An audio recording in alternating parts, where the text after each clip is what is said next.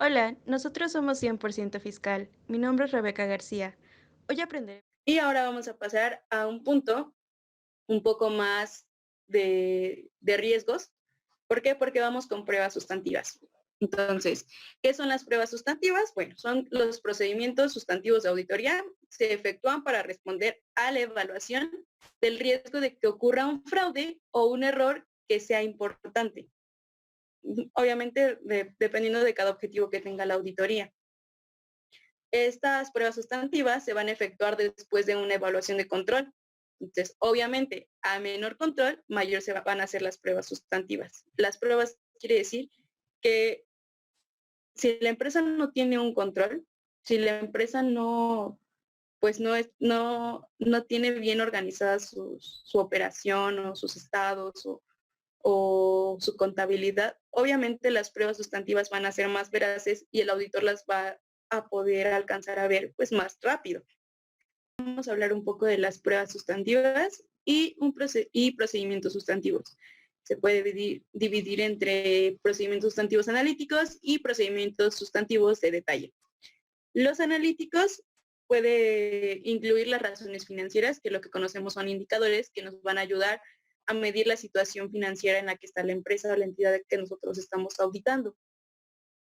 Muchas de las veces las razones financieras, pues son la razón de liquidez, la razón de rentabilidad, que nos van a ayudar a nosotros a entender un poco más la situación financiera en la que se encuentra la empresa. Vamos a tener las comparaciones analíticas y las pruebas globales. Usualmente las pruebas globales se emplean para analizar qué tanta coherencia existe entre una y otra prueba, ¿no? Para ver si hay razonabilidad, si hay coherencia. Y las de detalle, el procedimiento sustantivo de detalle, obviamente sabemos que el auditor no va a poder auditar toda la empresa, no va a poder revisar todas las cuentas, toda la contabilidad, todos los estados financieros, porque va a ser prácticamente imposible.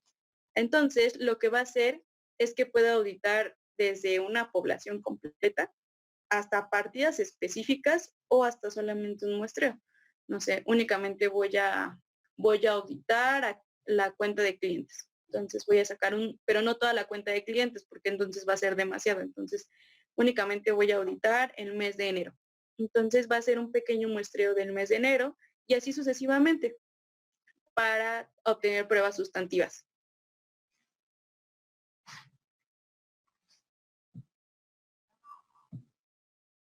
Ahora vamos a pasar a los procedimientos analíticos sustantivos. ¿Y qué son estos? Bueno, son procedimientos que va a utilizar el auditor con el fin de evaluar la razonabilidad de una cuenta y va a consistir en que en comparar lo que la empresa tiene registrado con las expectativas que el auditor tiene o con lo que debería estar registrado básicamente. Entonces va a ser una comparación entre lo que tiene la empresa y las expectativas que tiene el auditor. Por ello vamos a pasar a un análisis de tendencias y a pruebas de razonabilidad. El análisis de tendencias obviamente va a consistir en revisar el comportamiento que tiene, no sé, una cuenta. Puede decir, a esta cuenta, no sé, a una cuenta de banco de la empresa, cada mes le entran 50,000 pesos. Y así sucesivamente. De enero a agosto, cada mes le entró 50,000 pesos. Pero ¿qué pasa si un día le hacen una transferencia no de 50,000 pesos, sino de 150,000 pesos? Entonces la tendencia ya cambia, o sea, va de 50, 50, 50 y de repente le, le transfieren más, entonces esa tendencia cambia. Usualmente esto lo podemos ver como con gráficas o con este análisis de tendencias, pues obviamente se puede apreciar mayor con gráficas, porque entonces vas viendo que todo va fluyendo normal y de repente hay una variación. Esto lo podemos ver mucho en el comportamiento mensual que tengan las ventas, ¿no? Vamos vendiendo bien y de repente bajan las ventas o de repente suben las ventas. Entonces, con esto ya podemos también hacer un análisis de tendencias. Ahora vamos a lo que son las pruebas de razonabilidad. Y estos son todos los cálculos que se realizan con el fin de estimar un monto el monto de una cuenta e implica la utilización de información operativa y financiera. Un ejemplo, yo auditor ya sé que esta empresa vende el arroz por kilo, un ejemplo. Entonces, yo puedo estimar, ellos me dijeron que el mes pasado vendieron 10 kilos. Entonces, y el mes antepasado vendieron 10 kilos. Y así sucesivamente han venido vendiendo 10 kilos. Entonces, yo puedo estimar el monto que van a vender el mes que viene con esta prueba de razonabilidad, porque yo ya sé, por medio de un cálculo, yo ya sé que lo venden, a qué cantidad lo venden, a qué precio, y que lo venden por kilo, el arroz. Entonces, yo ya sé una proyección de lo que van a vender aproximadamente el mes que viene, el mes siguiente. Y eso abarcaría lo que sería una prueba de razonabilidad. Ahora vamos a lo que son las pruebas de detalle. Bueno, se refiere a los procedimientos que va a realizar el auditor con el fin de obtener mayor evidencia de la que obviamente le proporciona la empresa. Y estas pruebas de detalle va a ser, como les comentaba, una diferencia entre lo que le proporcionan y la expectativa que tiene el auditor. Y a continuación vamos a ver algunas de las pruebas de detalle que los auditores comúnmente ejecutan. Vamos a tener algunas y vamos a comenzar con la confirmación con terceras partes. Como ya lo veníamos viendo anteriormente, también se puede aplicar como una técnica, pero la confirmación con terceras partes es obviamente solicitarle a un tercero de la empresa que haya realizado un tipo de transacción con la empresa que estoy auditando y que me confirme dichas características de esta transacción. No sé, le puedo preguntar, oye, si te dieron tu CFDI a ti cliente o a ti proveedor, tú diste tu CFDI y viceversa. Es una confirmación con externos, no precisamente en el ámbito de la empresa. Ahora vamos con las pruebas de corte. Son procedimientos que se realizan con el fin de verificar la integridad de la información auditada. Quiere decir, no toda la información que nos dé la empresa va a ser la verdadera o va a ser la verídica. Entonces, tenemos que hacer pruebas de corte para ver que sea íntegra esta información que nos están otorgando y que sea verídica. Ahora vamos a pasar a la inspección física de activos. Como les comentaba, esta puede ser la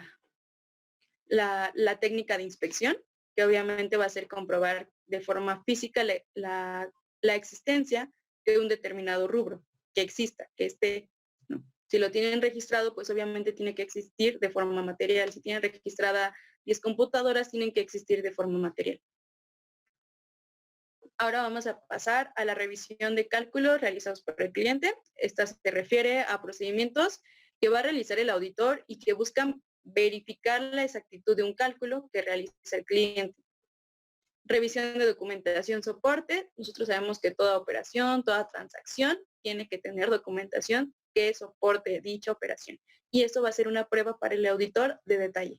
Esa documentación que soporta la transacción que hice el mes pasado, bueno, tiene que existir, tiene que estar y se le tiene que proporcionar al auditor. Y como les comentaba, vamos a pasar un poco a la parte como de fraudes por los procedimientos relacionados con el fraude. Bueno, cuando se ha identificado un riesgo de fraude o de posible error que sea importante, que sea relevante, el auditor va a documentar los procedimientos de auditoría para responder a dicho riesgo. Y esto con un programa de auditoría que viene en la NIA 315 y 320. Básicamente se refiere a la reacción que tiene que tener el auditor ante estas situaciones de posibles fraudes o posibles errores importantes. Entonces, los procedimientos relacionados con el fraude y el error pueden requerir lo siguiente. Si el auditor detectó que hay un posible riesgo de fraude o de error, bueno, puede que requiera que haya una modificación de la naturaleza, el alcance y la oportunidad de los procedimientos que veíamos anteriormente, analíticos sustantivos, o de las pruebas de cumplimiento efectuados para poder abordar el riesgo de fraude, para poder cambiarlo, para poder modificarlo, para poder bajar el riesgo de fraude que existe. O bien, efectuar procedimientos adicionales a los que ya existen. Ok, ya estás en esta situación complicada, yo lo veo que puede ser un posible riesgo de fraude, pues vamos a aplicar un procedimiento, ya no vamos a cambiar el procedimiento que ya tienes, vamos a aplicar uno adicional para bajar el nivel de riesgo o para eliminar el riesgo o para sustentar que no es de riesgo, sino que es una operación normal. Entonces, puede ser que sean estos dos tipos o bien, en caso de sospecha de un fraude, el auditor tiene que sumar su preocupación de dos sentidos. Es algo que esta cuestión de fraudes es algo que el auditor no puede dejar pasar, es algo que el auditor no puede ignorar, sobre todo. ¿Por qué? Porque puede repercutir muy grave tanto a la empresa como a los involucrados. Entonces, la preocupación que tiene que tener el auditor, inciso A, es primero avisarle a la empresa, al cliente, para que se haga responsable del hecho y de la situación y pues para culminar con la indagación. Número 2, relacionar que este hecho de posible fraude, de qué manera o de qué forma va a impactar la auditoría que él está viniendo realizando, ¿no? Que viene realizando, perdón. ¿Y cómo lo puede hacer? Bueno, para saber los auditores, a pesar de que tienen gran experiencia y que tienen pues un juicio profesional muy amplio, no siempre pueden confiar también en ellos mismos, sino que es necesario que a veces tengan otros medios de consulta. Anteriormente en una técnica lo comentábamos como con un tercero, pero ahora en esta parte en que yo como auditor, ¿qué hago en una situación de fraude? Yo digo que tengo que hacer esto y tengo que hacer esto y sé que debo hacer esto, pero pues no está de más consultarlo con un socio, con un colega, o bien, ya que es un problema muy grave de fraude, obtener asesoramiento legal para que esto no llegue como a medidas más drásticas o a problemas pues, que puedan repercutir de forma pues, irreversible. Y ahora vamos a pasar porque es importante la evidencia. La evidencia tiene que ser suficiente y tiene que ser competente. ¿Y qué quiere decir que la evidencia sea suficiente? Porque la suficiencia va a ser aquella medida de la cantidad de evidencia de auditoría. Y la evidencia competente es la medida de la cantidad de la evidencia de auditoría. Una va a ser cantidad y otra va a ser calidad. Entonces, la evidencia para que sea adecuada tiene que ser tanto suficiente como competente. Quiere decir que tiene que ser, no precisamente para que sea suficiente, tiene que ser muchísima información la que le den al auditor. ¿Por qué? Porque el auditor no va a poder alcanzar o no va a poder terminar de ver toda la información que la empresa le dé. Entonces, suficiente quiere decir que sea la correcta. ¿Por qué? Porque va de la mano, suficiente con competente. Ya la información sea vasta, pero que sea de calidad y que pueda servirle al auditor para que en sí eso englobe una evidencia adecuada. Y obviamente para que no deje lugar a dudas y sea convincente y persuasiva la opinión del auditor. Mientras mayor sea el riesgo de que ocurran fraudes y errores, obviamente más evidencia se va a solicitar. Pero no quiere decir que entre tú más evidencia y evidencia estés dando, o más documentación, o más información estés dando, no quiere decir que eso va a bajar tu nivel de riesgo, sino que, como les comentaba, tiene que ir tanto suficiencia como como competencia. Tiene que ser de calidad, pero también tiene que ser suficiente. Y, en fin, la documentación de la auditoría de los estados financieros va a ser una base muy importante que va a soportar la opinión que tiene el auditor sobre diversos estados financieros. Estos estados financieros obviamente están preparados de conformidad con las NIF, las normas de información financiera. Entonces, el auditor al finalizar su auditoría va a culminar con documentación, con sus papeles de trabajo que él mismo elaboró.